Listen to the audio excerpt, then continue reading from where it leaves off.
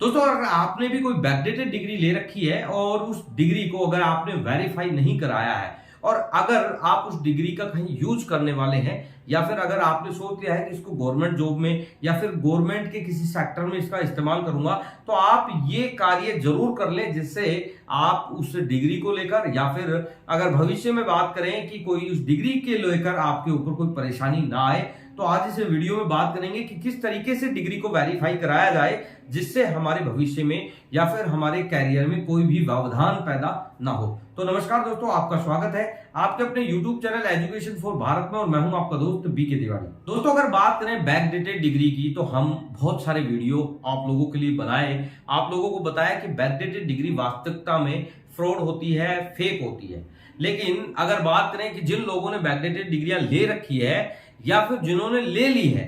अब ऐसे में उन लोगों को क्या करना चाहिए, क्योंकि उन्होंने पैसा तो दे दिया है और वो डिग्री उनके हाथ में आ चुकी है, तो अब उस डिग्री को हम ले ही बैठे हैं। या फिर अगर बात करें जिन लोगों ने कहीं उसका इस्तेमाल कर दिया है या फिर अगर बात करें कहीं उसका इस्तेमाल ऐसे हो गया है, गवर्नमेंट जॉब उन्होंने उससे हासिल कर ली है या फिर प्राइवेट सेक्टर में लगा दिया है, तो अब उस डिग्री का क्या करना चाहिए तो उन्हें कोई परेशानी ना आए। क्योंकि ये जो वीडियोज हैं या फिर ये जो बैकडेटेड डिग्री के बारे में अगर बात करें, जो फ्रॉड सर्टिफिकेट के बारे में जो जानकारियां अब लोगों को होने लगी है, स्टूडेंट्स को होने लगी है, वो 2019-20 के बाद होने लगी है। उससे पहले इस तरीके के कोई भी वीडियो सोशल मीडिया पर या फिर ऐसे प्लेटफॉर्म पर नहीं थे। तो लोगों को बैकडेटेड डिग्री हो, चाहे नॉन अटेंडिंग हो, चाहे फर्जी डिग्री हो, उनके बारे में पूर्णतः जानकारी भी नहीं थी।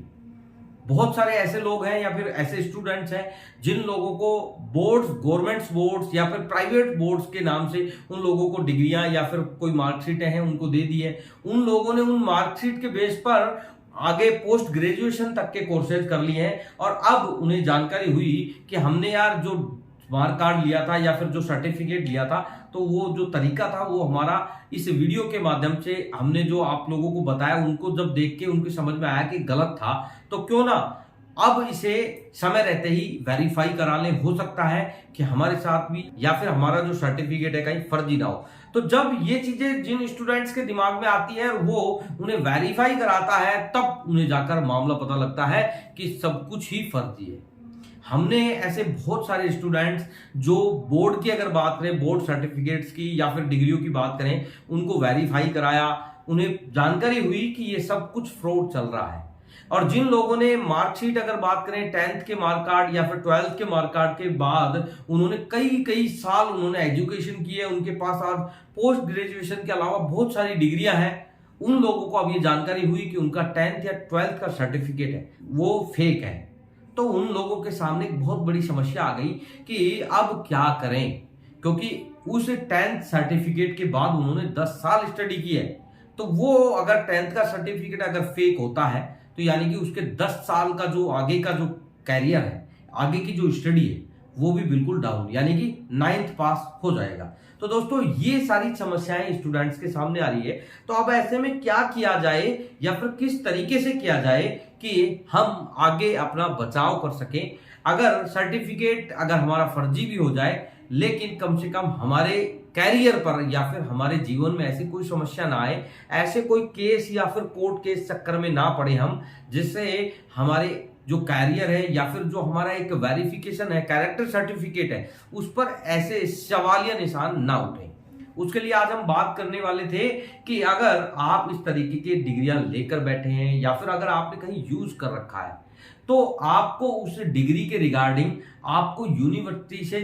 ज्यादा एविडेंस प्राप्त करने हैं। अब सवाल ये होता है कि एविडेंस किस तरीके से ले। एविडेंस के लिए अगर बात करें कि किस तरीके से उस डिग्री को वेरीफाई कराएं, तो दोस्तों वेरीफाई कराने की बात जहां तक आती है, तो आप जितने होशियार हैं आपसे ज्यादा यूनिवर्सिटी है, क्योंकि वो आपको अपना स्टूडेंट मानती है, वो आपका गुरु है। और गुरु है तो आपसे कुछ ज्यादा ही उनके पास दिमाग है और आपसे कुछ ज्यादा ही वो लोग जानते हैं। इसलिए आप ये चीज बिल्कुल अपने दिमाग से निकाल दें कि हम यूनिवर्सिटी से वो सारे प्रूफ्स या फिर वो सारी चीजें ले लेंगे। ये तो रही आपके एक कॉमन सेंस की बात कि आप उनको कभी भी उनको आप हरा नहीं सकते, क्योंकि आप उनसे वो एविडेंस कभी भी प्राप्त नहीं कर सकते। और अगर आप एक दो एविडेंस लेकर बैठे, अगर यूनिवर्सिटी ने चाहा तो उस एविडेंस को वो कभी भी डिनाई कर देगी और ये बातें वो बिल्कुल आप लोगों के बीच में एकदम क्लियर भी कर देगी। अब समझना यह है कि अगर हम इस मामले में फंस गए हैं या फिर हमने जो डिग्रियां ले रखी है उसे हम किस तरीके से या फिर हमारे कैरियर को किस तरीके से हम बचा सकते हैं, उसके लिए आपको कई सारी ऐसी चीजें हैं जो अब आपको करनी है। उनमें सबसे पहले अगर बात करें, आप ये चीजें ज्यादा से ज्यादा करने की कोशिश क्या करो, एक बार नहीं, दो बार नहीं, चार बार नहीं, उनको हार कर उस चीज का रिप्लाई करना पड़ेगा। दोस्तों अगर बात करें इनमें कि आप जो डिग्रियां लेकर बैठे हो उनका कोई भी आपने वेरिफिकेशन नहीं कराया है, तो उसे सबसे पहले आप ईमेल से वेरीफाई कराने की कोशिश क्या करो। ईमेल से वेरीफाई कराने के लिए भी मैं आपको बता देता हूं, आपको यूजीसी की साइट पर जाना है, उस यूनिवर्सिटी का नाम देखना है, उसके रजिस्ट्रार की ईमेल आईडी आपको वहां पर मिल जाएगी। आपको अदरवाइज कोई ईमेल आईडी पर कभी भी मेल नहीं करना है, हमेशा जो मेल करना है वो रजिस्ट्रार की आईडी पर करना है। तो रजिस्ट्रार की आईडी पे आप मेल करोगे, आप उस डॉक्यूमेंट्स के बारे में पूरी डिटेल दोगे कि ये इस तरीके का एक डॉक्यूमेंट है, ये नाम है, ये फादर्स नेम है, और आप उसको वेरीफाई करा सकते हैं, यूनिवर्सिटी से उसके बारे में पूछ सकते हैं। तो आपको निश्चित रूप से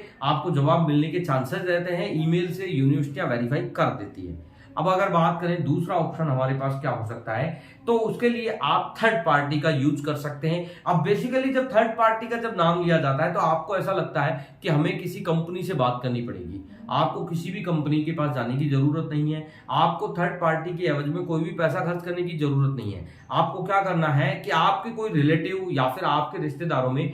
जिस व्यक्ति के पास कोई भी रजिस्टर्ड फर्म है, यानी कि अगर मान लो किसी ने फ्रिज का या फिर अगर एसी का शोरूम कर रखा है तो उन्होंने रजिस्टर्ड फर्म बना रखी है, या फिर अगर बात करें आपके कोई नजदीकी आपके कोई रिलेटिव के अंदर किसी के पास 5वीं 10वीं या 12वीं तक का कोई स्कूल है,